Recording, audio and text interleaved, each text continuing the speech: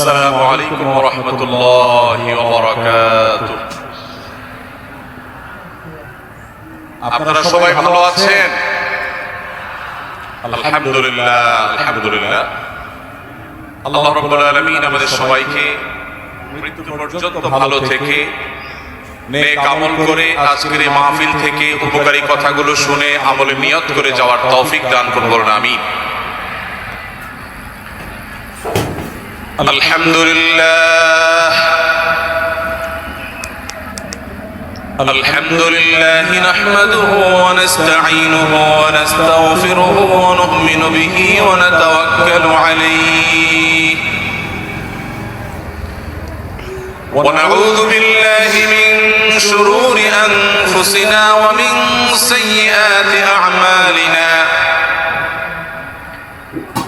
من يهده الله فلا مضل له ومن يضلله فلا هادي له وأشهد أن لا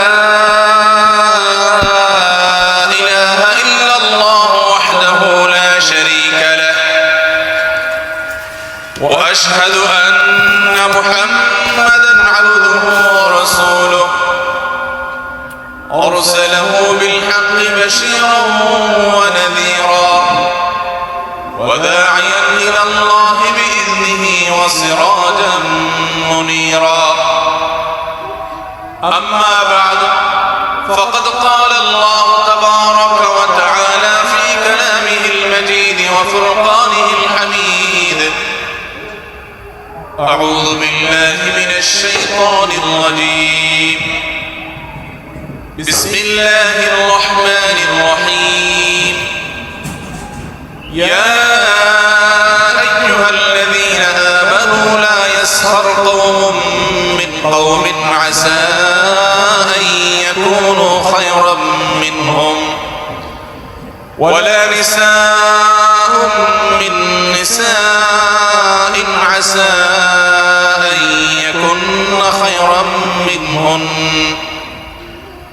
ولا تلمزوا أنفسكم ولا تنابزوا بالألقاب بئس الإثم الفسوق بعد الإيمان ومن لم يتب فأولئك هم الظالمون.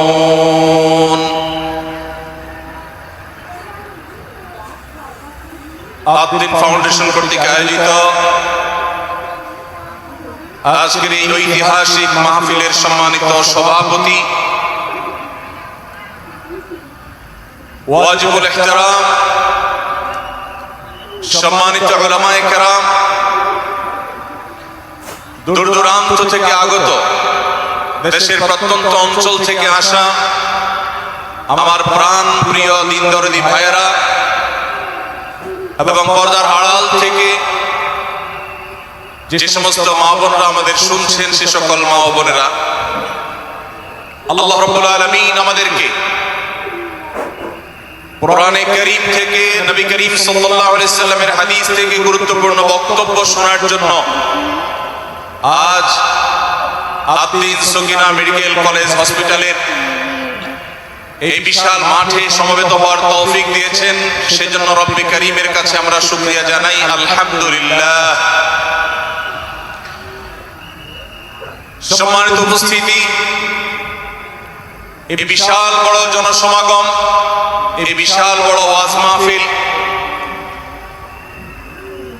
এই মাহফিলের শৃঙ্খলা রক্ষা করার জন্য এবং মাহফিলটিকে সুচারুরূপে শেষ পর্যন্ত সমাপ্ত করবার জন্য আমাদের প্রত্যেকের সহযোগিতা প্রয়োজন।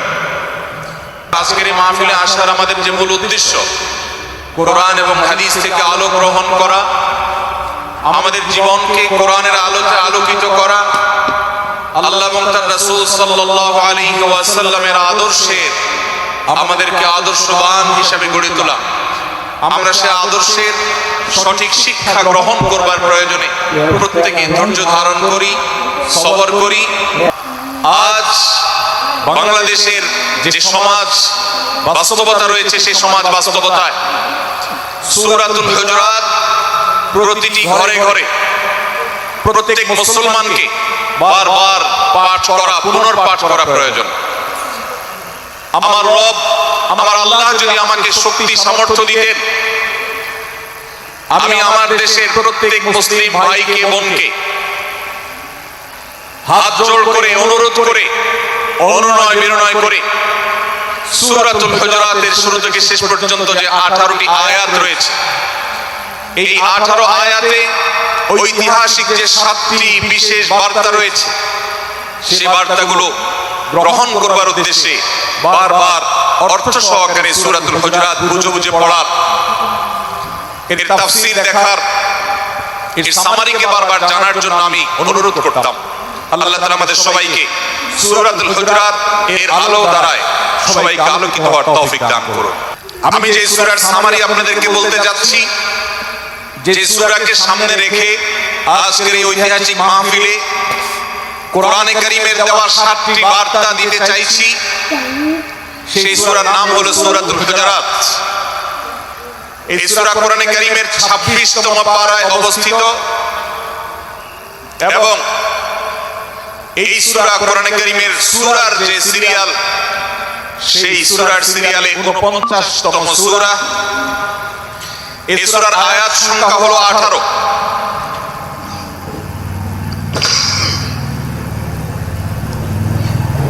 এই সূরার প্রথম থেকে পঞ্চম আয়াত পর্যন্ত প্রথম এই 5টি আয়াতে আল্লাহ রাব্বুল আলামিন তার প্রিয় নবী মুহাম্মদ মুস্তাফা সাল্লাল্লাহু আলাইহি ওয়াসাল্লাম, সবাই দরুদ পড়ি, সাল্লাল্লাহু আলাইহি ওয়াসাল্লাম, প্রিয় নবীজির নাম শুনলে দরুদ পাঠ করতে হয়, তার জন্য দোয়া করতে হয়। কারণ আল্লাহর হাবিব সাল্লাল্লাহু আলাইহি ওয়াসাল্লাম তার সমগ্র জীবনকে যে কষ্টের মধ্যে পার করেছেন, তার সমগ্র জীবনকে উৎসর্গ করেছেন, তা আপনার আমার হিদায়াতের জন্য, গোটা বিশ্ব মানবতার মুক্তির প্রয়োজনে, যিনি তার জীবনকে যৌবনকে শেষ করে দিয়েছেন, তার সমগ্র জীবনে কখনো ভোগ উপভোগ এটিকে কখনো তিনি প্রশ্রয় দেননি, প্রাধান্য দেননি।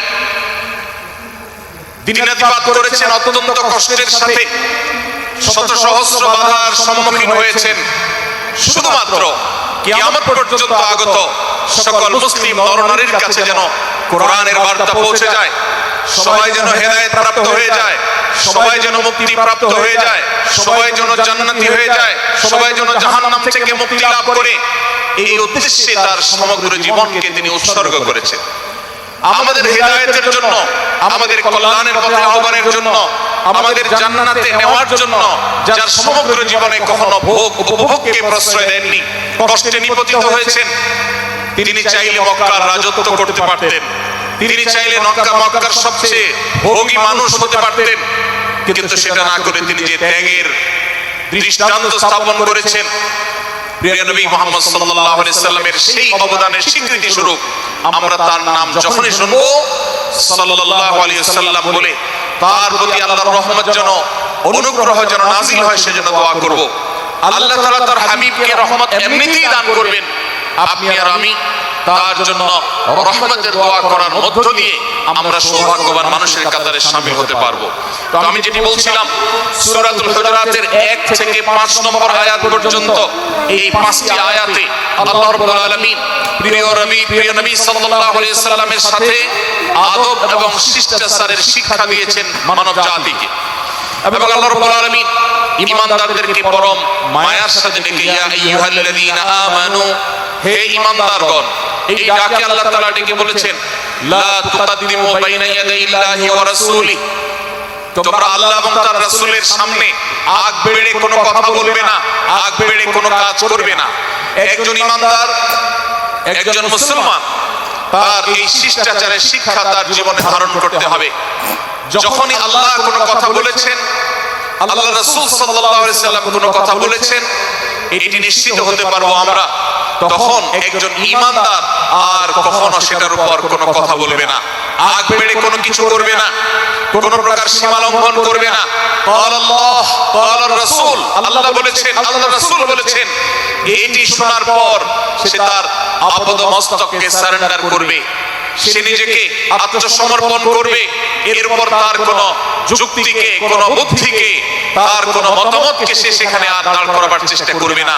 এটা একজন শিষ্টাচার বিশিষ্ট ইমানদারের বৈশিষ্ট্য কোরআন এই শিক্ষা আমাদেরকে দিয়েছে। ভাইরা আমার, এই শিক্ষাকে ধারণ করে আমরা যারা নিজেদেরকে মুসলমান দাবি করছি, আমাদের সম্মানীয় যারা আছেন, আল্লাহকে যেরকম আমরা সম্মান করি, আল্লাহ রাসূলকে যেরকম সম্মান করি, ঠিক একইভাবে আমাদেরকে যে সমস্ত মানুষগুলোকে সম্মান করার নির্দেশ করা হয়েছে, উলামায়ে কেরাম রয়েছেন, আমাদের বাবা মা, বয়সে বড়, শিক্ষিত এবং যারা আমাদের শিক্ষক বৃন্দ আছেন, এভাবে যারা আমাদের সম্মানের পাত্র আছেন, সে মানুষগুলোর সামনে আগ বেড়ে যেন কোনো কিছু না করি। সে আগ বাড়াটা কথার ক্ষেত্রে হতে পারে, চলার ক্ষেত্রে হতে পারে, আচরণের ক্ষেত্রে হতে পারে।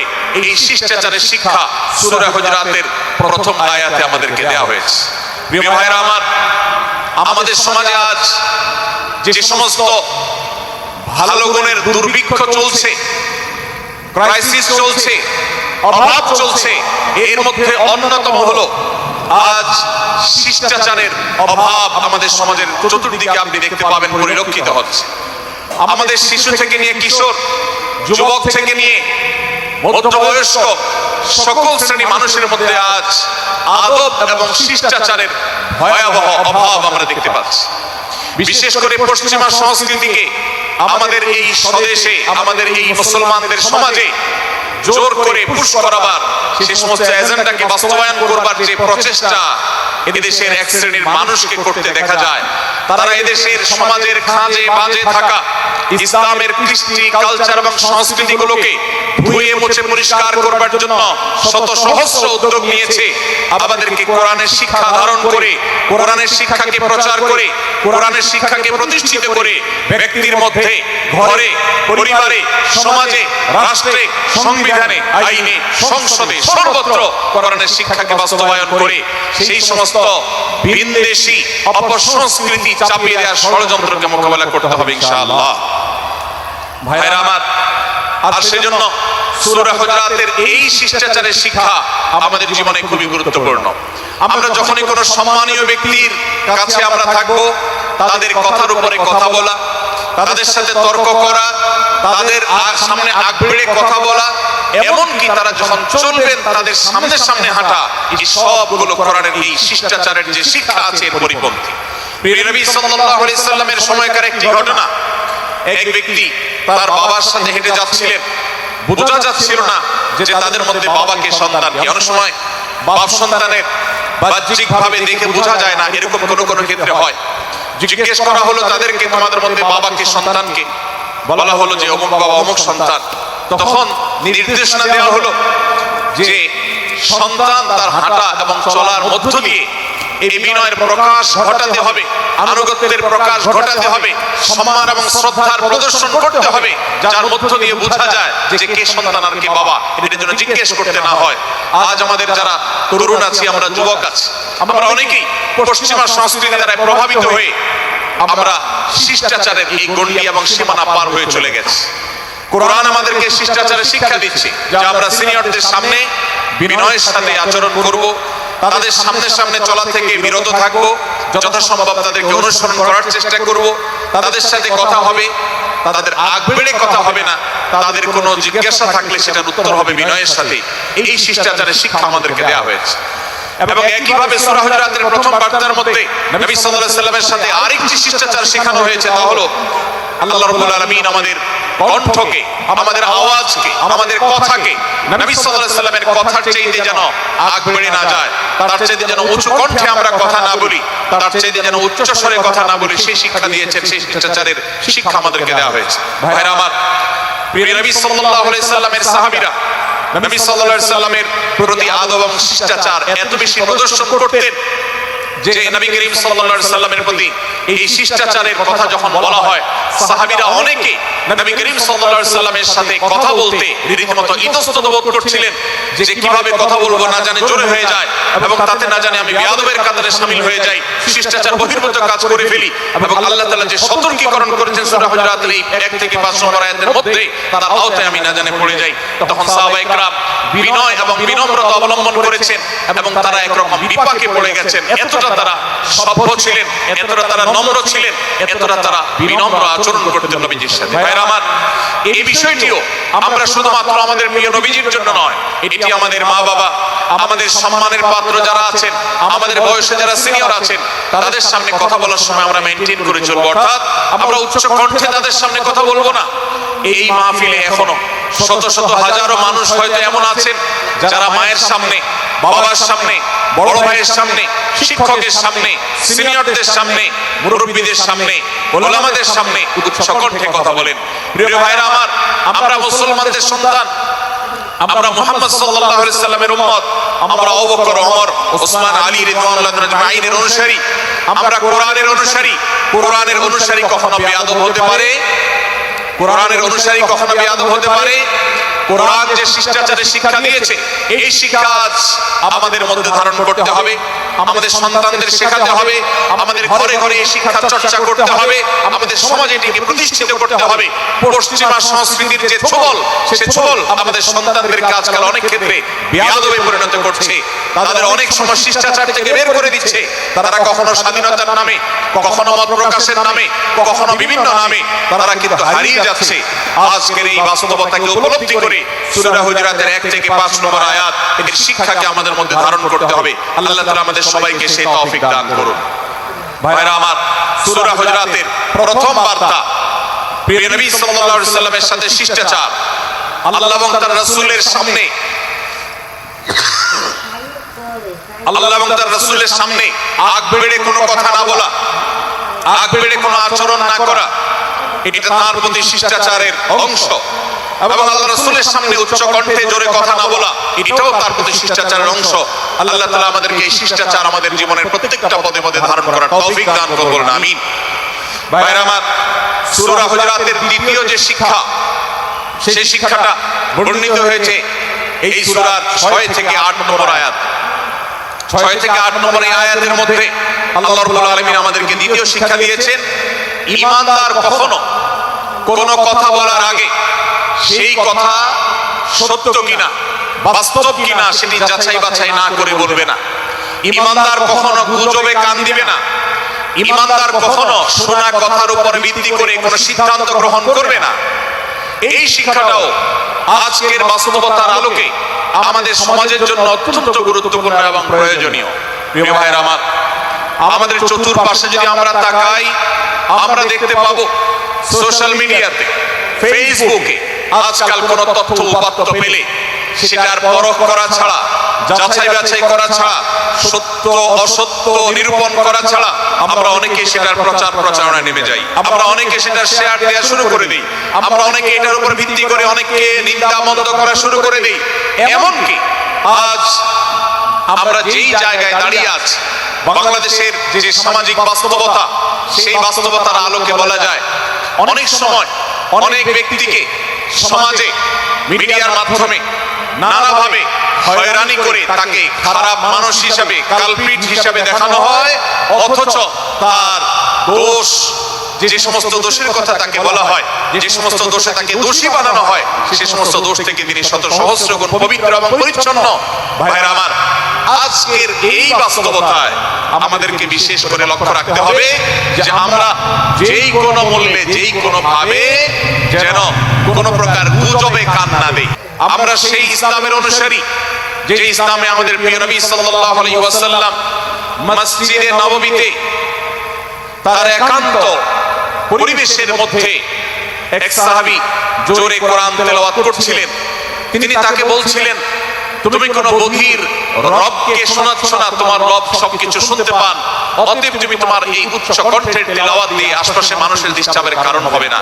আমরা সেই ইসলামের অনুসারী, অতএব ওয়াজ মাহফিলের মাধ্যমেও যাতে কোনো মানুষ অতিষ্ঠ না হয়, মাইক ব্যবস্থাপনা সেভাবে করাটা মাহফিল কর্তৃপক্ষের যেমন কর্তব্য, ঠিক একইভাবে রাজনৈতিক সভা সমাবেশের নামে কিংবা বিয়ে বিনোদনের নামে যদি শব্দ সন্ত্রাস করা হয়, শব্দ দূষণ করা হয়, অতিরিক্ত শব্দ এর মাধ্যমে যদি মানুষকে অতিষ্ঠ করা হয়, তাহলে সেটি কখনো কোনো সভ্য সমাজের কাজ হতে পারে না। প্রিয় ভাইরা, এই জন্য আপনারা যারা তরুণ আছেন বয়সে, আপনাদেরকে আমি অনুরোধ করতে চাই, বিবাহ অনুষ্ঠানকে কেন্দ্র করে, আকিকাকে কেন্দ্র করে, নানা অনুষ্ঠানকে কেন্দ্র করে যে শব্দ সন্ত্রাস আমাদের দেশে হয়, এটি আমাদেরকে থামাতে হবে ইনশাআল্লাহ।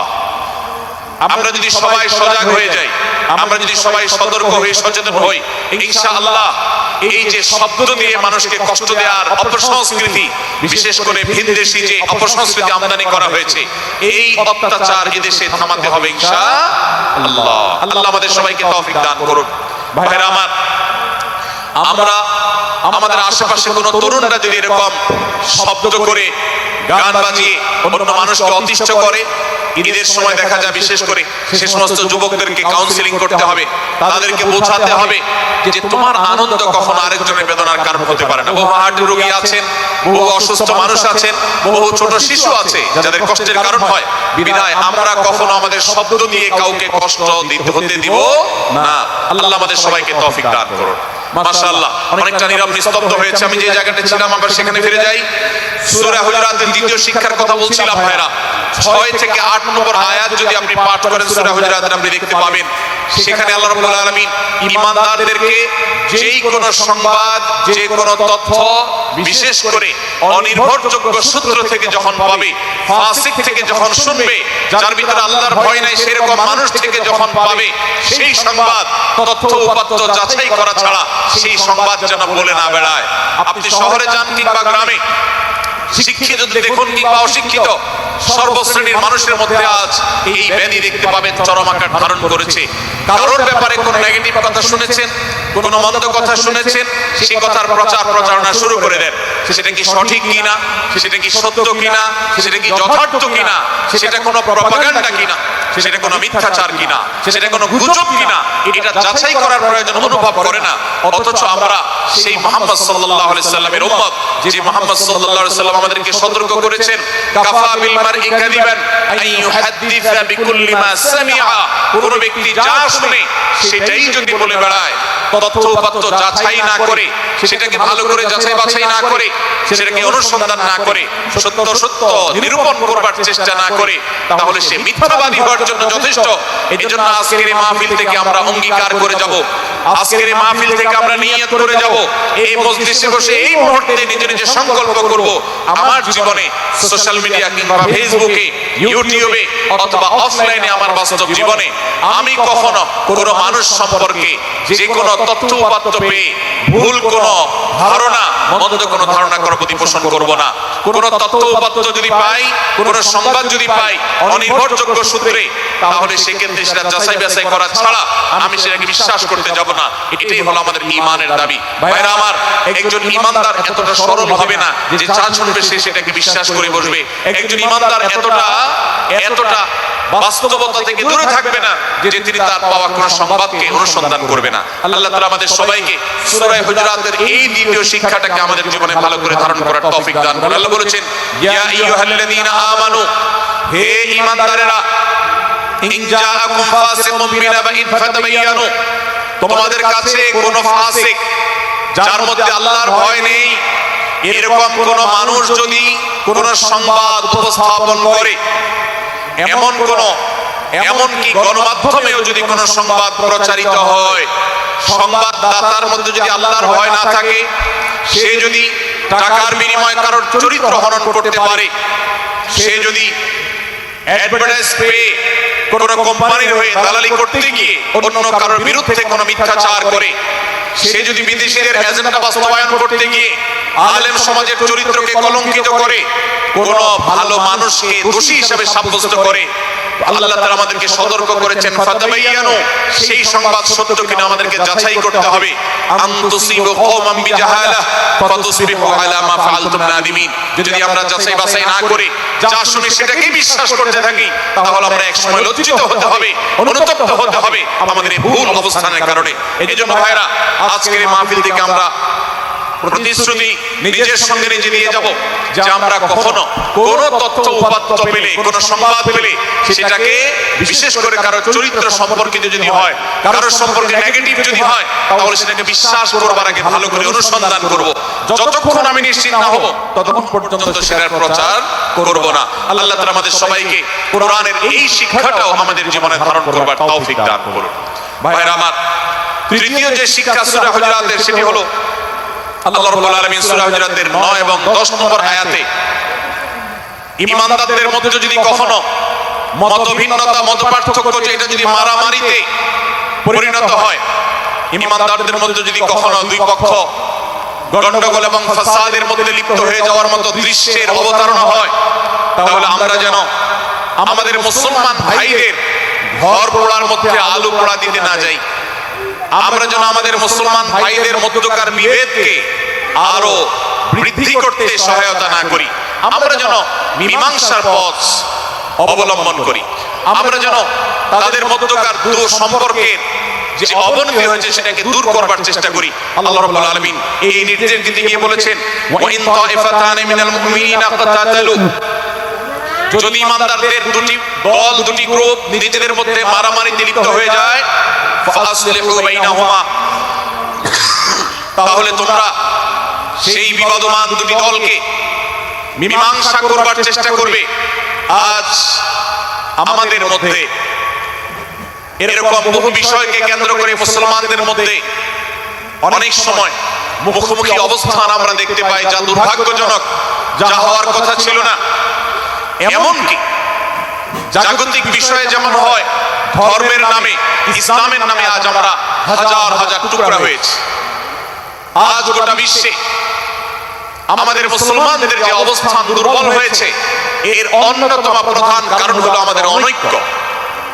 আমরা যদি আজ আহলে কিবলা, আহলে সুন্নাহ ওয়াল জামাতের অনুসারীরা নানান মত এবং পথের অনুসারী হওয়া সত্ত্বেও, নানান ভট এবং পন্থার অনুসারী হওয়া সত্ত্বেও, আমরা যদি মৌলিক বিষয়গুলোর উপর সবাই ঐক্যবদ্ধ থাকতাম, আমরা যদি আল্লাহ তাআলার দেওয়া ইত্তিহাদ মাল ইখতিলাফ, বৈচিত্র্যময় ঐক্য, বিভিন্ন বিষয়ে মতভিন্ন থাকা সত্ত্বেও মৌলিক বিষয়ে ঐক্যমতে আমরা যদি থাকতে পারতাম, আমাদের মধ্যে যদি মুসলিম ভ্রাতৃত্ববোধ থাকতো, আমাদের মধ্যে যদি বলয় ভিত্তিক যে দেয়াল আর প্রাচীরগুলো আছে সেগুলো যদি না থাকতো, তাহলে আজ বাংলাদেশের বাস্তবতা হলো, বাংলাদেশে আল্লাহর কোরআন, আল্লাহর রাসূল সাল্লাল্লাহু আলাইহি ওয়াসাল্লামের হাদিসের আলোকে বাংলাদেশ আজ অটোমেটিক পরিচালিত হতো, ঠিক কিনা বলেন? আমরা যদি আজ ঐক্যবদ্ধ থাকতাম, তাহলে এদেশের হাতে গোনা যাবে এরকম স্বল্প সংখ্যক নাস্তিকেরা, ইসলাম এবং মুসলমানদের শত্রুরা, তারা আমাদেরকে নিয়ে তারা আজ যে খেলা খেলছে, আমাদেরকে যে তারা শাসন করছে, আমাদেরকে যে তারা তাদের অধীনস্থ করে রাখছে, আমাদের উপরে যে আজ বিদেশি কালচার চাপিয়ে দিচ্ছে, আমাদের উপরে তারা যে আজ কর্তৃত্ব করছে, আমাদেরকে আজ টুকরা টুকরা করছে, এই দুঃসাহস তারা কোনোদিন দেখাতে পারতো না যদি আমরা ঐক্যবদ্ধ থাকতাম। ভাইরা আমার, এই জন্য আমরা সব বিষয়ে সবাই একমত হব না। আজকের এই মাহফিলে যত মানুষ এসেছেন সবাই সব বিষয়ে একমত নন। এমনকি আজকের এই মাহফিল কর্তৃপক্ষ যে আয়োজন করছেন 3 দিন ব্যাপী, এই মাহফিলে আপনারা দেখেছেন এখানে কওমি এবং আলিয়া উভয় জায়গা থেকে বক্তা নির্বাচন করা হয়েছে, অসাধারণ সমন্বয় করা হয়েছে। এটি একটি ঐক্যের বার্তা। আমরা আশা করব মাঠ পর্যায়ে আমরা যারা কাজ করব, আমরা প্রত্যেকে আমাদের অন্য মতের, ভিন্ন মতের যে সমস্ত মুসলমান ভাইরা আছেন তার সাথে আপনার কোনো থটগত মত পার্থক্য থাকতে পারে, চিন্তাগত কোনো ভিন্ন মত থাকতে পারে, কিন্তু দিন শেষে তিনি আপনার মুসলমান ভাই। তার আল্লাহ আর আপনার আল্লাহ এক, তার রাসূল এবং আপনার রাসূল এক, তার কিবলা এবং আপনার কিবলা এক, তার কোরআন আর আপনার কোরআন এক, তার নামাজ আর আপনার নামাজ এক, তার রোজা আর আপনার রোজা এক, তার যাকাত এবং আপনার যাকাত এক। তার সাথে আপনার মোটা এবং মৌলিক বিষয়ে কোনো মত পার্থক্য নাই। অতএব ছোটখাটো বিষয়কে কেন্দ্র করে আপনি যদি তাকে আপনার প্রতিপক্ষ মনে করেন, আপনি যদি তাকে আপনার শত্রু মনে করেন, এটা হবে আপনার ইসলামের জন্য, আপনার জন্য, এই দেশের মুসলমানদের জন্য সবচেয়ে বড় ভুল। ভাইরা আমার, হারুই হযরত আশরাফ আলী থানভী রাহমাতুল্লাহ আলাইহির সর্বশেষ খলিফা আবুল হক সাহেব রাহমাতুল্লাহ আলাইহি বলতেন, दीन के हर काम करने वालों को रफीक समझो, फरीक ना समझो। যারাই আল্লাহর দ্বীনকে বুলন্দ করবার জন্য, যারাই আল্লাহর দ্বীনকে সেবা দেওয়ার জন্য, খিদমত করার জন্য কাজ করছে, তার পদ্ধতি তোমার থেকে ভিন্নতর হতে পারে।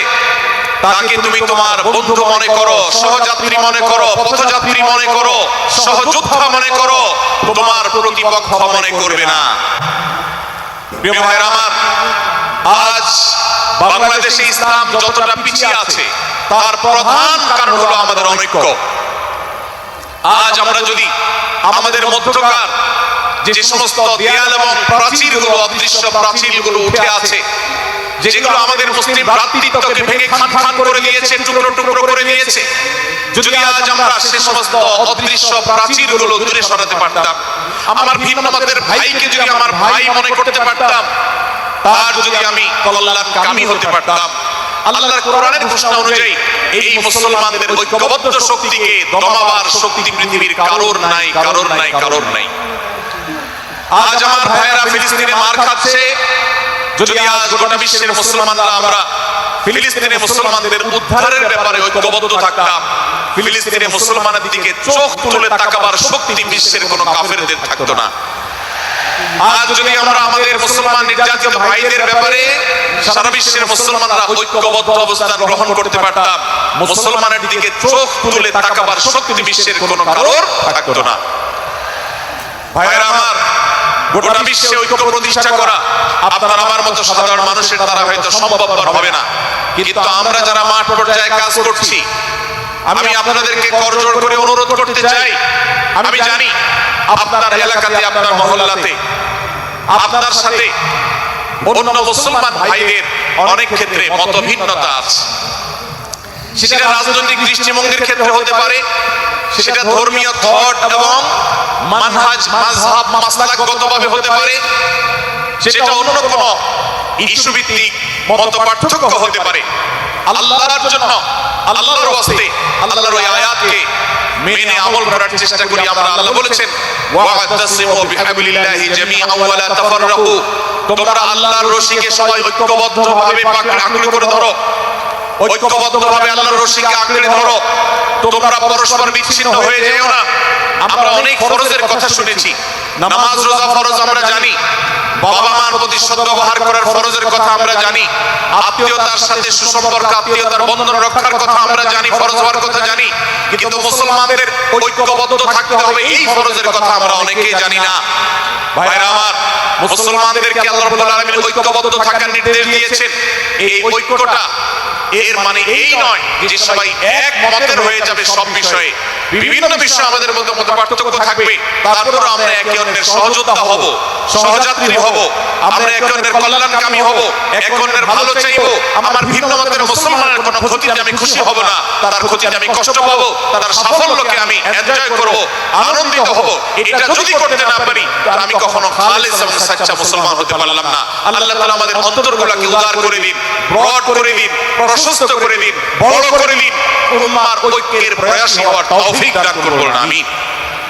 ভাইরা আমার, আমরা মহল্লায় মহল্লায়, এলাকায় এলাকায়, মসজিদে মসজিদে, আমাদের নিজস্ব হলে, নিজস্ব অঙ্গনে আমরা চেষ্টা করব ভিন্ন ভিন্ন মতের মুসলিম ভাইকেও আমার ভাই হিসাবে আঁকড়ে ধরার, আপন করার। ডক্টর খন্দকার আব্দুল্লাহ জাহাঙ্গীর রাহমাহুল্লাহ এই অঞ্চলের সন্তান, তিনি বলতেন, বিদআতে লিপ্ত কোন মুসলমান, তার ব্যাপারে আমি মনে করি আমার ভাই ভুলের মধ্যে আছেন, তার ব্যাপারে আমার মায়া মমতা কাজ করে, আমি তার কল্যাণকামী, তাকে আমার ভাই মনে করি। ঠিক একইভাবে আমার কোন মুসলমান ভাইয়ের সাথে যদি আমার ভিন্ন মতের কারণে আমার মনে হয় যে তিনি ভুল পথে আছেন, তারপর তাকে আমি শত্রু ভাববো না, তার অকল্যাণ আমি চাইবো না। আজ বাংলাদেশের বাস্তবতায় যদি আমরা তাকাই দেখতে পারবো ইসলাম এবং মুসলমানদের যত শত্রু আছে, আমরা দেখেছি গত কয়েক যুগ ধরে তাদের নিজেদের মধ্যে হাজারো বিভক্তি, হাজারো মত পার্থক্য থাকা সত্ত্বেও মুসলমানদের শত্রুতা করার ব্যাপারে তারা সবাই ঐক্যবদ্ধ। অথচ আমরা মুসলমানরা আমাদের আল্লাহ, আমাদের রাসূল, আমাদের কোরআন, আমাদের কিবলা, আমাদের সবকিছু এক হওয়া সত্ত্বেও ছোটখাটো বিষয়কে নিয়ে আমরা আমাদের মধ্যকার বিভেদের প্রাচীরগুলোকে দাঁড় করিয়ে রেখেছি, যার কারণে আমরা গোটা বিশ্বে যেমন মার খাচ্ছি, আমাদের এই প্রিয় মাতৃভূমিতেও আমরা সংখ্যায় সবচেয়ে বেশি হয়েও আমরা কালচারালি মাইনরিটি হয়ে আছি, সংস্কৃতিতে আমরা সংখ্যালঘু হয়ে আছি। সব ক্ষেত্রে আমাদেরকে ইগনোর করা হয়। 4 লক্ষ মসজিদের দেশে 4 লক্ষ ইমাম আছেন, 4 লক্ষ মুয়াজ্জিন আছেন। এই মসজিদগুলো এদেশে এর নেটওয়ার্ক যতটা শক্তিশালী, এদেশের সকল রাজনৈতিক দলগুলোর নেটওয়ার্ককে যদি একত্র করা হয়, মসজিদগুলোর মতো এতটা শক্তিশালী নেটওয়ার্ক এদেশের সমাজে নাই। কিন্তু উলামায়ে কেরামকে ইগনোর করা হয়, মুসলমানদের ইগনোর করা হয়। এদেশের আইনে কোরআন এবং সুন্নাহ এদেশের মুসলমানদের ধ্যান ধারণাকে কখনো বিবেচনায় আনা হয় না। এই যে মুসলমানদের আজ দুরবস্থা, এর অন্যতম প্রধান কারণ হলো আমাদের হাজার হাজার ভাগে বিভক্তি। এই বিভক্তির দেয়ালগুলোকে তুলতে হবে কি হবে না? যদি হয় তাহলে আপনি নিজে থেকে শুরু করে দিন। আপনি যেই মত লালন করেন না কেন, আপনার ভিন্ন মতের মুসলমানকে আপনি ভাই মনে করবেন, তার সাথে বুক মেলাতে আপনার কষ্ট হবে না, তার সাথে বসতে আপনার অসুবিধা হবে না। ভিন্ন মতের আলেম এক মতের আলেম আরেক মতের আলেমের সাথে বসতে অসুবিধা হবে না। এক মতের অনুসারী আরেক মতের অনুসারীকে ভাই বলতে অসুবিধা হবে না। আমরা সোশ্যাল মিডিয়াতে নিজেদের মধ্যে কামড়াকামড়ি করব না, নিজেদের মধ্যে আমরা ঝগড়া বিবাদ করব না। এবং যদি কেউ বিবাদে লিপ্ত হয়, সূরা হুজুরাতের 9 এবং 10 নম্বর আয়াতের শিক্ষা বলছে, মুসলমানদের মধ্যে দুটি দল যদি মারামারিতে লিপ্ত হয়, তুমি সেখানে গিয়ে খোঁচাখুচি করে মারামারি বানানোর তো প্রশ্নই ওঠে না। বরং আল্লাহ বলছেন যে ফাসলিহু বাইনাহুমা, তাদের উভয়ের মধ্যে মীমাংসা করবার জন্য তুমি উদ্যোক্তা হও, তুমি উদ্যোগী হও। ভাইরা আমার, আমরা অনেকেই হয়তো জেনে থাকবো মিথ্যা এটা আল্লাহর জমিনের সবচেয়ে বড় জঘন্য অপরাধগুলোর মধ্যে থেকে একটি। একজন মুসলমান কোন অবস্থাতে মিথ্যা বলতে পারে না, কিন্তু কোন মুসলমান যদি অন্য মুসলমানের সাথে কখনো বিবাদ বিতণ্ডায় লিপ্ত হয়ে যায়, দুজন মুসলমান বা দুটি বলয়, দুটি পক্ষ, দুটি গোষ্ঠী মুসলমানদের তাদের মধ্যে যদি কোনো বিষয় যদি ভুল বোঝাবুঝি তৈরি হয়, ভিন্ন মত সৃষ্টি হয়, একে অন্যের সাথে শত্রু ভাবাপন্ন হয়ে যায়, তাহলে তাদের দুইজনের মধ্যে বা দুই পক্ষের মধ্যে মীমাংসা করবার জন্য কেউ যদি মিথ্যা কথাও বলে, অর্থাৎ আপনি এক পক্ষের কাছে গিয়ে বললেন, ভাই আপনি যাকে এত খারাপ মনে করছেন, যার ব্যাপারে আপনি এতটা রাগান্বিত হয়ে আছেন, আমি তো জানি তিনি আপনার ব্যাপারে অনেক সব চিন্তা রাখেন, আপনার ব্যাপারে অনেক ইতিবাচক ভাবনা রাখেন, আপনার ব্যাপারে অনেক সুধারণা পোষণ করেন। আপনি যদি একজন মুসলমানের কাছে গিয়ে, এক পক্ষের কাছে গিয়ে যদি এই কথাটা বলেন, বাস্তবে তিনি যদি এটা নাও বলেন, তারপরেও আপনি যদি এই মিথ্যা কথা বলেন, এই মিথ্যা এটা শুধু জায়েজ নয়, বরং এই মিথ্যাটা এর মাধ্যমে আপনি যে তাদের পরস্পরের সম্পর্ককে ভালো করার চেষ্টা করেছেন, এর মাধ্যমে আপনি আল্লাহর কাছে নেকি এবং সওয়াব পাবেন ইনশাআল্লাহ। ভাইরা আমার, তাহলে দুজন মুসলমান, দুটি পক্ষ, দুটি দল, দুটি বলয়, দুটি গোষ্ঠী যদি কখনো ভিন্ন মত তাদের মধ্যে তৈরি হয়, সেটা যদি মারামারিতে গিয়ে পৌঁছায়, সেটা যদি বিবাদ বিতণ্ডা পর্যন্ত গিয়ে পৌঁছায়, আমাদের কাজ হবে মধ্যে থেকে সেটাকে মীমাংসার মাধ্যমে দূরত্বকে কমানো। আমরা কখনো দূরত্ব বাড়াবো না, পারলে দূরত্ব কমাবো। ডক্টর খন্দকার আব্দুল্লাহ জাহাঙ্গীর রাহমাতুল্লাহ আলাইহি একটা কথা বলতেন, মুসলমানদের বাড়িতে যে আগুন লেগেছে, বিভেদের আগুন, মতবিরোধের আগুন, মত পার্থক্য, এটা মতবিরোধে যে পৌঁছে গেছে, এই আগুন তিনি বলতেন আমি নিভাবার মতো শক্তি আমার নাই, এত পাওয়ার নাই যে বহুদা বিভক্ত মুসলমানদেরকে আমি ঐক্যবদ্ধ করে ফেলবো, এত শক্তি আমার হাতে নেই। কিন্তু একটা শক্তি আমার কাছে আছে ভাই, সেটা হলো যে বিবাদমান মুসলমানদের মধ্যে বিবাদ যেন আর না বাড়ে, বিবাদের যে আগুন লেগেছে সে আগুনে যেন আর ঘি ঢালা না হয়, কেরোসিন ঢালা না হয়, সেজন্য আমি ভূমিকা রাখতে পারি। আমি আপনাদেরকে বিনয়ের সাথে অনুরোধ করতে চাই, যত বিষয় নিয়ে আমাদের মুসলমানদের পরস্পরের মত পার্থক্য আছে, হতে পারে সেটা মাসআলা নিয়ে, হতে পারে সেটা রাজনৈতিক অবস্থানকে কেন্দ্র করে, হতে পারে অন্য কোনো বিষয়কে কেন্দ্র করে। আল্লাহর ওয়াস্তে আপনি বিভেদ মিটাতে পারেন আর না পারেন, বিভেদ যেন না বাড়ে সেজন্য আপনি অবস্থান গ্রহণ করবেন। বিভেদ বাড়ার ক্ষেত্রে কোনো ভূমিকা পালন করবেন না এবং সব সময় উম্মাহর ঐক্য প্রয়াস চাইবেন, প্রয়াস চালাবেন, উম্মাহর ঐক্য চেষ্টা করবেন। আল্লাহর কাছে আপনি যে দোয়াগুলো করেন এর মধ্যে একটা দোয়া যেন এটাও থাকে, হে আল্লাহ আমরা বহুদা বিভক্ত হয়ে গেছি, আমরা টুকরা টুকরা হয়ে গেছি, যার কারণে তোমার ভাষ্য অনুযায়ী ফাতাফশালু ওয়া তাযহাবা রিহুকুম, আজ আমাদের শক্তি শেষ হয়ে গেছে, আমরা দুর্বল হয়ে গেছি।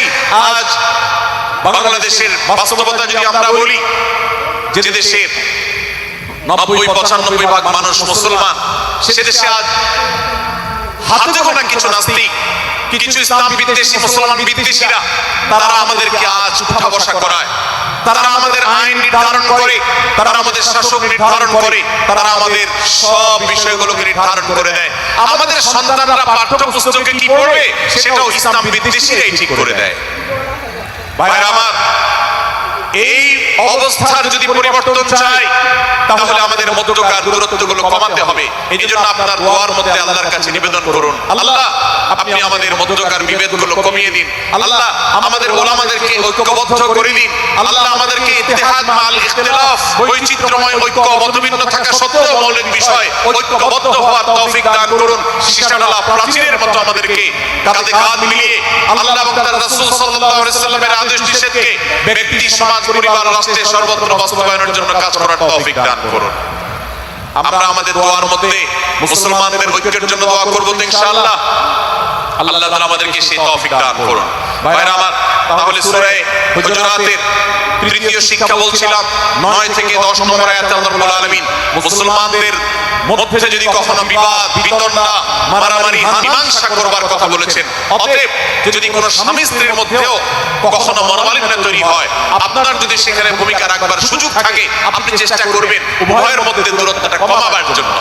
আমরা অনেকে আজকাল নামাজ কালাম পড়ি, রোজা রাখি, দাঁড়িয়ে রাখি, অনেক ভালো ভালো কথা বলি, অথচ দুজনের মধ্যে গন্ডগোল লাগলে আমরা সেখানে এক পক্ষ হয়ে আরেক পক্ষকে আমরা খেপিয়ে তুলি। পারলে অনেকে চুগলখড়ি করেন, প্রত্যেক পক্ষের কাছে গিয়ে অপর পক্ষের ব্যাপারে মিথ্যা কথা বলে তাদের মধ্যে ভেজালকে আরো বাড়িয়ে দেন। এই জন্য নবী সাল্লাল্লাহু আলাইহি ওয়াসাল্লামের ঐতিহাসিক হাদিস রয়েছে, লা ইয়াদখুলুল জান্নাতা নামাম, যে ব্যক্তি চুগলখড়ি করে, দুজনের মধ্যকার গন্ডগোল ফাসাদ বৃদ্ধিতে যে ব্যক্তি ভূমিকা রাখে, ভেজাল লাগায়, এই চুগলখড় কখনো জান্নাতে যাবে না। আমাদের অনেকেরই এই দুঃস্বভাব আছে, এই খারাপ চরিত্র আছে।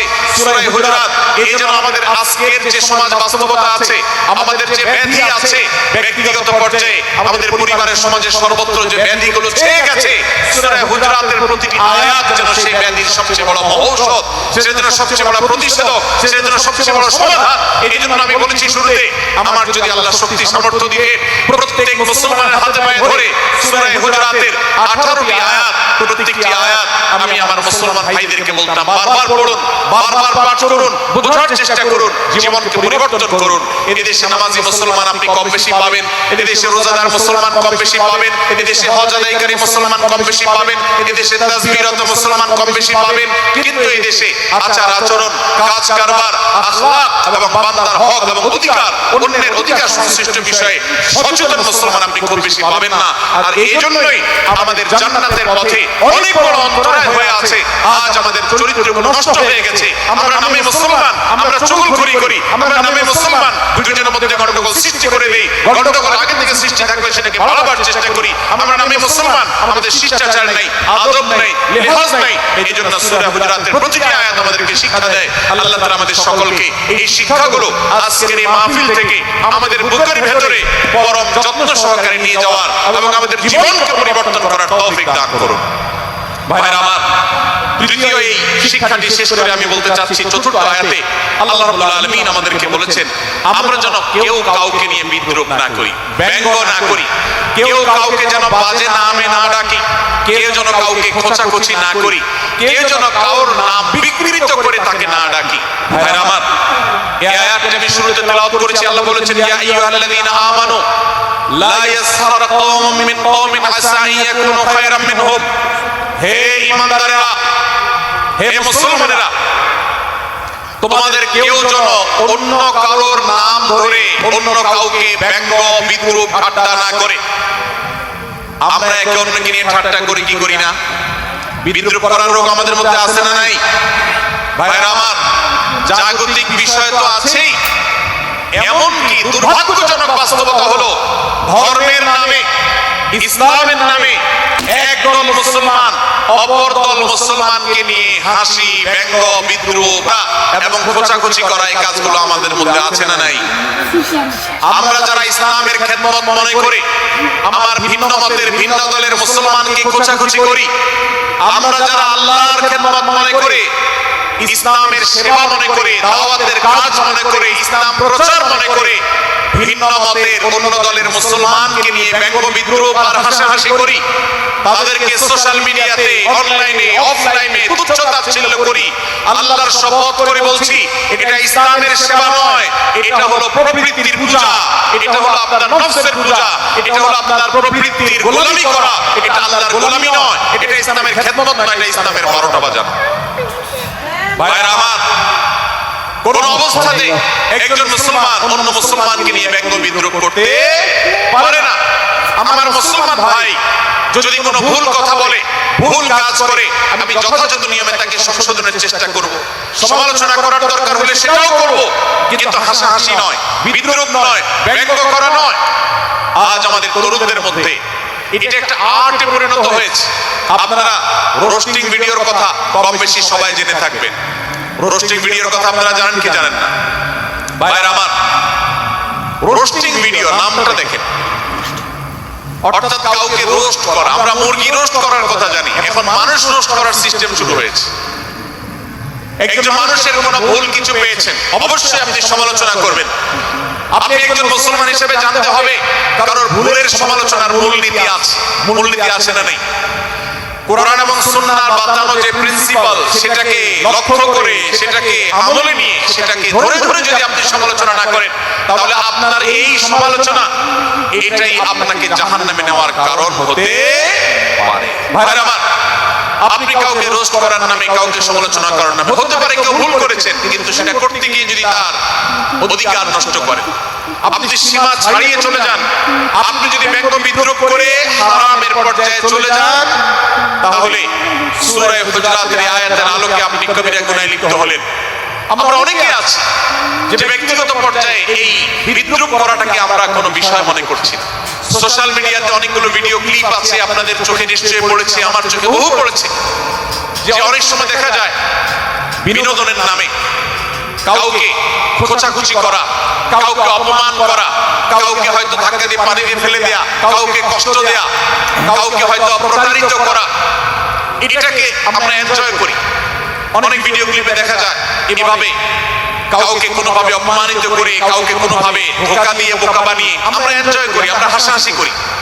আমাদের রুচি নষ্ট হতে হতে আজ এই পর্যায়ে এসেছে যে এটা আমাদের এনজয়ের বিষয় হয়েছে, এটা আমাদের আনন্দের বিষয় হয়েছে। ভাইরা আমার, সূরা হুজুরাতের এই আয়াত, অর্থাৎ 11 নম্বর আয়াত, এই আয়াত বলছে আমাদের জন্য কোন মুসলমানকে, কোন মানুষকে ব্যঙ্গ বিদ্রূপ করা হারাম। কোন মুসলমানকে ব্যঙ্গ বিদ্রূপ করা কি হারাম। অতএব আপনি রসিকতা করে যদি কারোর সাথে ব্যঙ্গ বিদ্রূপ করেন এবং সেটা যদি তার মনে কষ্ট হওয়ার কারণ হয়, তিনি যদি সমাজের মানুষের কাছে হেয় প্রতিপন্ন হন, তাহলে ইসলামী শরীয়তের দৃষ্টিকোণ থেকে সারা বিশ্বের সমস্ত ওলামাদের ঐক্যমতে সেটা হারাম। আমরা চুরি করা হারাম জানি, আমরা ডাকাতি করা হারাম জানি, আমরা মাদক সেবন করা হারাম জানি, আমরা নামাজ ত্যাগ করা হারাম জানি। এই সমস্ত হারাম থেকে আমরা অনেকেই বেঁচে থাকি, কিন্তু আমি আমার মুসলমান ভাইয়ের চরিত্র হনন করছি, শুধুমাত্র সাধারণ জীবনযাত্রার ক্ষেত্রে করছি তা নয়, এমনকি ধর্মের নামে, ইসলাম প্রচারের নামে, দাওয়াতের নামে আমরা আমাদের প্রতিপক্ষ মুসলমান ভাইকে নিয়ে অনেক সময় ব্যঙ্গ বিদ্রূপ করি, হাসাহাসি করি, তাকে ছোট করি, তাচ্ছিল্য করি, হেয় করি, তার সম্মানহানি করি। আমরা জানি না আমাদের প্রিয় নবী সাল্লাল্লাহু আলাইহি ওয়াসাল্লাম এর একটা হাদিস আমাদের সামনে রয়েছে, সহিহ মুসলিমে বর্ণিত হয়েছে। নবী করিম সাল্লাল্লাহু আলাইহি ওয়াসাল্লামের এই হাদিস আজ সবচেয়ে অসহায় হাদিস। অসহায় হাদিস এইজন্য বললাম যে আজকের এই হাদিসের উপরে কেউ আমল করে না, এই হাদিসটাকে কেউ পাত্তা দেয় না, এই হাদিসকে কেউ গুরুত্ব দেয় না, অথচ এই হাদিস প্রত্যেক মুসলমানের বুকে বুকে ঝুলিয়ে ঝুলিয়ে রাখা দরকার, এই হাদিস আমাদের ঘরে ঘরে ঝুলানো দরকার, এই হাদিস আমাদের অফিসগুলোতে শোভা পাওয়া দরকার, এই হাদিস আমাদের জীবনে বাস্তবায়ন হওয়া দরকার। নবী করিম সাল্লাল্লাহু আলাইহি ওয়াসাল্লাম সেই হাদিস বর্ণনা করেছেন। আবু হুরায়রা রাদিয়াল্লাহু তাআলা আনহু তিনি বলেছেন, লা তাহাসাদু, লা তাহাসাদু, হে মুসলমানরা তোমরা কেউ কাউকে কখনো হিংসা করবে না, কেউ কাউকে হিংসা করবে না। আমাদের মধ্যে হিংসা আছে না নাই? হিংসা আছে না নাই? আমরা একে অন্যকে হিংসা করি। একদল মুসলমান অন্য দল মুসলমানকে হিংসা করে, কেউ কারো ভালো দেখতে পারে না। ভাইরা আমার, আল্লাহ নবী বলেছেন, লা তাহাসাদু, তোমরা একে অন্যকে হিংসা করো না। ওয়ালা তানাজাসু, কেনা বেচা করতে গিয়ে কেউ কাউকে ধোঁকা দিও না, প্রতারণা করো না। ওয়ালা তাবাগাদু, তোমরা একে অন্যের সাথে শত্রুতা বিদ্বেষ পোষণ করবে না। ওয়ালা তাদাবারু, তোমাদের কেউ যেন কারোর পেছনে লেগে না থাকে, কাউকে অবজ্ঞা যেন না করে। ওয়ালা ইয়াবি আহাদুকুম আলা বাই'i আখি, এবং তোমাদের কেউ যেন আরেকজনের কেনা বেচার উপরে সেখানে ইন্টারফেয়ার করে সে যেন সেখানে কোনো প্রকার ক্ষতিগ্রস্ত কাউকে না করে। ওয়াকুনু ইবাদাল্লাহি ইখওয়ানা, হে মুসলমানরা তোমরা আল্লাহর বান্দা ভাই ভাই হয়ে থাকো। তোমাদের মধ্যে মত পার্থক্য থাকুক, দলগত মত পার্থক্য, অবস্থানগত মত পার্থক্য, ধর্মগত মত পার্থক্য, মাযহাব মাসলাকগত মত পার্থক্য থাকুক, কিন্তু তোমরা আল্লাহর বান্দা ভাই ভাই হয়ে থাকো। এক দলের মুসলমানকে আল্লাহ তাআলা ভাই ভাই হতে বলেন নাই, এক গ্রুপের মুসলমানকে আল্লাহ ভাই ভাই হতে বলেন নাই, এক দলের মুসলমানকে আল্লাহ ভাই ভাই হতে বলেন নাই, নিজ দলের মুসলমানের সাথে আল্লাহ ভাই ভাই থাকতে বলেন নাই। আল্লাহ বলেছেন সকল মুসলমানদের সাথে ভাই ভাই হয়ে থাকার জন্য, ভ্রাতৃত্বের বন্ধনে থাকার জন্য। এইজন্য আল্লাহ নবী সাল্লাল্লাহু আলাইহি ওয়াসাল্লাম সেই নির্দেশ করেছেন। আল্লাহ নবী সাল্লাল্লাহু আলাইহি ওয়াসাল্লাম আরো বলেছেন, আল মুসলিমু আখুল মুসলিম, মুসলমান মুসলমানের ভাই, লা ইয়াজলিমুহু ওয়া লা ইয়াখযুলুহু, কোন মুসলমান কোন মুসলমানকে জুলুম করতে পারে না, তার আইল ঠেলতে পারে না, তার জমি দখল করতে পারে না, তার অধিকার নষ্ট করতে পারে না, তাকে কথা দিয়ে অত্যাচার করতে পারে না, ওয়া লা ইয়াখযুলুহু, তাকে অপমানিত করতে পারে না, লাঞ্ছিত করতে পারে না, ওয়া লা ইয়াকযিবুহু, তার সাথে মিথ্যা বলতে পারে না, ওয়া লা ইয়াকযিবুহু, তাকে তাচ্ছিল্য করতে পারে না। আত-তাকওয়া হাহুনা, আত-তাকওয়া হাহুনা, আত-তাকওয়া হাহুনা। নবীজি তিনবার নিজের বুকের দিকে তাকিয়ে দেখিয়েছেন, তাকওয়া এখানে, তাকওয়া এখানে, তাকওয়া এখানে। আমাদের অন্তরকে ভালো করতে হবে, সমস্ত মুসলমানদের জন্য উদার হতে হবে, কলিজাকে বড় করতে হবে, মনটাকে বড় করতে হবে, প্রশস্ত করতে হবে, অন্য মুসলমানকে ভাই মনে করতে হবে। কোন ভিন্ন মতের মুসলমানের সাথে শত্রুতা পোষণ করা যাবে না। ভাইরা আমার, অতএব এই হাদিসকে সামনে রেখে এই হাদিসের শেষ অংশে নবী সাল্লাল্লাহু আলাইহি ওয়াসাল্লাম বলেছেন, আল মুসলিমু কুল্লুল মুসলিমি আলাল মুসলিমি হারামুন দামুহু ওয়া মালুহু ওয়া ইরদুহু। এক মুসলমানের জন্য অন্য মুসলমানের তিনটি জিনিসকে আল্লাহ তাআলা হারাম করে দিয়েছেন। কোন মুসলমানের রক্ত এটা প্রবাহিত করা, কাউকে হত্যা করা যেরকম হারাম, কোন মুসলমানের সম্পদ অন্যায়ভাবে আপনি ভোগ করবেন, দখল করবেন, মেরে দিবেন, এটা হারাম। ঠিক একইভাবে কোন মুসলমানের সম্মান নষ্ট করবেন, ইজ্জত নষ্ট করবেন, সম্মান নষ্ট করবেন, অপমান করবেন, এটাকে আল্লাহ তাআলা হারাম করেছেন। আল্লাহ তাআলা আমাদের সবাইকে অন্য মুসলমানদের ব্যাপারে এরকম দায়িত্বশীল ভূমিকা রাখার তৌফিক দান করুন, বলুন আমিন। ভাইরা আমার, সূরা হুজুরাতের 4 নম্বর আয়াতের শিক্ষাকে ধারণ করে আমরা কারোর প্রতি ব্যঙ্গাত্মক আচরণ করব না। অনেক মুসলমান আছেন অন্য মুসলমান নাম ধরে ধরে বিদ্রুপ ব্যঙ্গ করেন, নাম বিকৃত করেন। অনেক সময় আমরা রসিকতা করেও আমাদের অনেকের নাম বিকৃত করি। আল্লাহ সুবহানাহু ওয়া তাআলা এটাকে হারাম করেছেন। এমনকি নবী সাল্লাল্লাহু আলাইহি ওয়াসাল্লাম বলেছেন, লা তাকুল লিকাসিরিন ইয়া কাসিরু, কোন খাটো বা বেটে মানুষকে হে বেটে, হে খাটো এরকম বলে ডাক দেখো না। নবী সাল্লাল্লাহু আলাইহি ওয়াসাল্লাম বলেছেন, এভাবে ডাকলে তিনি অপমানিত হন। আল্লাহ তাকে এভাবে সৃষ্টি করেছেন। আমরা অনেক সময় দেখা যায় একজনকে খোঁচা মারতে গিয়ে তার গায়ের রং কালো হলে, তিনি দেখতে আকারে ছোট হলে তাকে আমরা ব্যঙ্গ করি, বিদ্রূপ করি, তাকে আমরা তাচ্ছিল্য করি, তাকে আমরা অপমান করি, তাকে আমরা অপদস্থ করি। ভাইরা আমার, এটা আমাদের জন্য হারাম।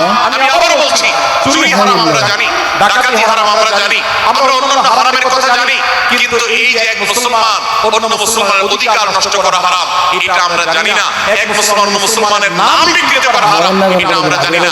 এই ব্যাপারে আমরা দেখেছি যে আমরা যারা ইসলামের দাওয়াতের কথা বলি, কোরআন হাদিসের কথা বলি, তারাও দেখা যায় সোশ্যাল মিডিয়াতে, ফেসবুকে একদল মুসলমান অন্য দলের মুসলমানদেরকে নানা বাজে উক্তি দিয়ে ডাকাডাকি করে, বিকৃত নামে ডাকে, বিকৃত উপাধি দেয়, খারাপ কথা বলে, অমুকের দালাল তমুকের দালাল ইত্যাদি ধারণা করে কথা বলে। এই কাজগুলো হারাম, এগুলো আমরা কখনো করব না। 5 নম্বর যে শিক্ষা আছে সূরা হুজুরাতে, সেটা হলো 12 নম্বর আয়াতে আল্লাহ রাব্বুল আলামিন এখানে কুধারণা করাকে হারাম করেছেন। মন্দ ধারণা করতে আল্লাহ তাআলা নিষেধ করেছেন এবং গীবত করতে পেছনে লাগতে নিষেধ করেছেন। ভাইরা আমার, এই একটি আয়াত অর্থাৎ সূরা হুজুরাতের 12 নম্বর আয়াত, এই আয়াতটি শিক্ষা ধারণ করে যদি আমরা আমাদেরকে শুধরাতে পারি, সংশোধন করতে পারি, তাহলে ইসলামের মেইন যে কাজগুলো আছে, ঈমানকে বিশুদ্ধ করা এবং শিরক-মুক্ত ঈমান আনা, 5 ওয়াক্ত নামাজ পড়ার পর, বান্দার হক আদায়ের পর, এই আয়াতটির উপর আমল করলে আপনার জান্নাতে যাওয়ার সবচেয়ে বড় বাধা দূর হয়ে যাবে ইনশাআল্লাহ। ভাইরা আমার, যে আয়াত আল্লাহ তাআলা আমাদেরকে কারোর প্রতি মন্দ ধারণা করতে নিষেধ করেছেন, গীবত করতে নিষেধ করেছেন, কারোর পেছনে লাগালাই করতে নিষেধ করেছেন, সেই আয়াতে আল্লাহ রাব্বুল আলামিন বলেছেন, ইয়া আইয়ুহাল্লাযীনা আমানু ইজতানিবু কাসীরাম মিনায-যন্ন, হে ঈমানদারেরা, হে মুসলমানরা, তোমরা কারোর প্রতি ধারণা, মন্দ ধারণা তোমরা করো না, এটা থেকে বিরত থাকো। অনেক ধারণা অর্থাৎ মন্দ ধারণা, এটা গুনাহ, এটা থেকে বিরত থাকো। ইন্না বা'যায-যন্নি, কারণ কিছু কিছু ধারণা অর্থাৎ যেগুলো মানুষের সম্পর্কে কোনো তথ্য উপাত্ত ছাড়া নিছক ধারণা প্রসূত মন্দ ধারণা করা হয়, সেগুলো গুনাহের কারণ, সেগুলো অপরাধের কারণ, সেগুলো কবিরা গুনাহ, সেগুলো পাপাচার, সেগুলো আল্লাহর অসন্তুষ্টির কারণ, সেগুলো আল্লাহর অবাধ্যতার কারণ। এজন্য ভাই, কারোর প্রতি মন্দ ধারণা করা যাবে না। এক্ষেত্রে আমি জানি আমাদের ব্যক্তিগত পর্যায়ে কারোর ব্যাপারে কোনো কিছু কথা উঠেছে অথবা সামান্য একটু সন্দেহ তৈরি হয়েছে, আমরা তার চরিত্র নিয়ে টানাটানি করি। আমরা জানি না একজন মুসলমানের চরিত্রের মূল্য কত বড়। আমার কাছে সুস্পষ্ট প্রমাণ আসার আগ পর্যন্ত কোনো মুসলমানের চরিত্র নিয়ে আমার প্রেম করবার কোনো অধিকার আমার নাই। এই জন্য একজন মুসলমান কখনো কারোর প্রতি কুধারণা করবে না, মন্দ ধারণা পোষণ করবে না, খারাপ ধারণা পোষণ করবে না। আল্লাহ তাআলা আমাদেরকে এমন মুসলমানের সম্পর্কে খারাপ ধারণা করা থেকে বেঁচে থাকার তৌফিক দান করুন। ভাইরা আমার, আমি যে জায়গাটা ছিলাম, সূরা হুজুরাতের 12 নম্বর আয়াতে আল্লাহ রাব্বুল আলামিন আমাদেরকে সূরা হুজুরাতের 5ম শিক্ষা দিয়েছেন। মুসলমানদের জন্য যা গুরুত্বপূর্ণ তা হলো আমরা কারোর প্রতি মন্দ ধারণা করব না। এই ক্ষেত্রে ডক্টর আব্দুল্লাহ জাহাঙ্গীর রাহমাহুল্লাহর একটা উক্তি আমার মনে পড়ে। তিনি বলেছেন যে আজ আমাদের যারা ধর্ম চর্চা করি, আমরা যারা নিজেদেরকে প্র্যাকটিসিং মুসলমান মনে করি, আমাদের সবচেয়ে হুজুরদের সবচেয়ে পছন্দের গুনাহ হলো মন্দ ধারণা করা, অন্যের ব্যাপারে খারাপ ধারণা করা। অমুক অমুকের দালাল, তমুক তমুকের দালাল, কোনো তথ্য উপাত্ত ভিত্তি প্রমাণ ছাড়া নিছক ধারণার উপর ভিত্তি করে অন্য মুসলমান ভাইকে আমি এরকম নানা তকমা দিয়ে আমরা কবিরা গুনাহে লিপ্ত হচ্ছি। আমরা এই বদ ধারণা করা, মন্দ ধারণা করা যে কবিরা গুনাহ অনেকে জানি না, অনেকে অনেকের পেছনে লাগছি, অনেকে অনেকের ওয়াজ শুনছি দোষ বাইর করার জন্য, স্ট্যাটাস করছি ভুল বাইর করার জন্য। এই যে মানুষের পেছনে লাগা, এটা আল্লাহ তাআলা নিষেধ করেছেন, ওয়ালা তাজাসসু, তোমরা কেউ কারোর ছিদ্র অন্বেষণ করার, দোষ আবিষ্কার করার চেষ্টা করবে না, এবং ওয়ালা ইয়াগতাব বা'দুকুম বা'দা, কেউ কারোর গীবত শিকায়াত করবে না। এই আয়াতে আমাদেরকে কেউ কারোর পেছনে পরনিন্দা করতে নিষেধ করেছেন।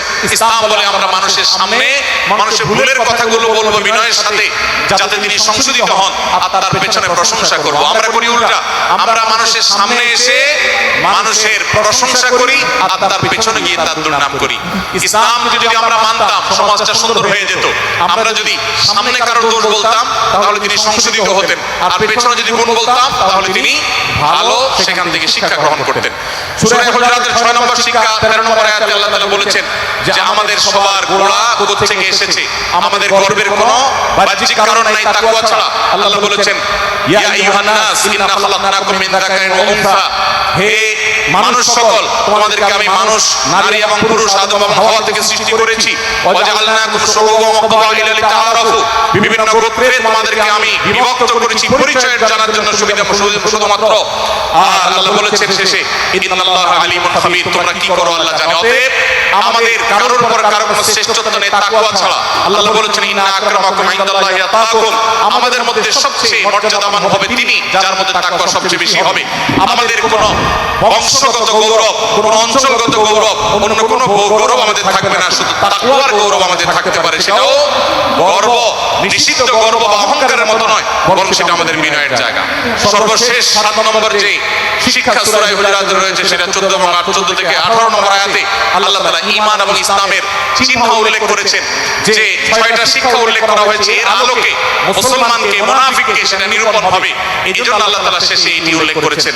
এই 7টি শিক্ষাকে ধারণ করে আমরা আমাদেরকে ভালো মুসলমান হিসেবে গড়ে তোলার চেষ্টা করব, আমাদের জীবনকে সাজাবার চেষ্টা করব। আল্লাহ তাআলা আমাদের সবাইকে তৌফিক দান করুন। আমি আবার এক নজরে বলে শেষ করছি, সূরা হুজুরাত কোরআনে কারীমের 26তম পারার একটি সূরা 49 নম্বর সূরা কোরআনের 18টি আয়াতের আছে। প্রথম থেকে 5 নম্বর আয়াত পর্যন্ত আল্লাহ রাসূলের সাথে আদব লেহাজ বজায় রাখা, শিষ্টাচার মেইনটেইন করা এবং সম্মানীয় ব্যক্তিদের সাথে এখান থেকে আমরা শিক্ষা নিয়ে আদব লেহাজ বজায় রাখা, তাদের সামনে আগবেড়ে কথা না বলা, আগবেড়ে কাজ না করা, উচ্চ কণ্ঠে কথা না বলা, শিক্ষা আল্লাহ দিয়েছেন। দ্বিতীয়ত, আমাদেরকে কোন সংবাদ, বিশেষ করে অনির্ভরযোগ্য তথ্যের সংবাদ শুনে আমাদেরকে কারোর ব্যাপারে ধারণা করার আগে আল্লাহ তাআলা আমাদেরকে যাচাই করার শিক্ষা দিয়েছেন। আমরা যেন গুজবে, আমরা যেন ধারণা প্রসূত কোন তথ্যে আমরা যেন কান না দিই, সেই শিক্ষা আল্লাহ আমাদেরকে দিয়েছেন। এটি 6 থেকে 8 নম্বর আয়াতে, 9 থেকে 10 নম্বর আয়াতে আল্লাহ তাআলা মুসলমানদের দুই গ্রুপের মধ্যে গন্ডগোল দেখা দিলে মীমাংসা করতে বলেছেন। এবং 4 নম্বর শিক্ষা 11 নম্বর আয়াতে বিদ্রূপ করতে নিষেধ করেছেন আল্লাহ তাআলা, কারণ নাম ধরে ব্যঙ্গ করাকে হারাম করা হয়েছে।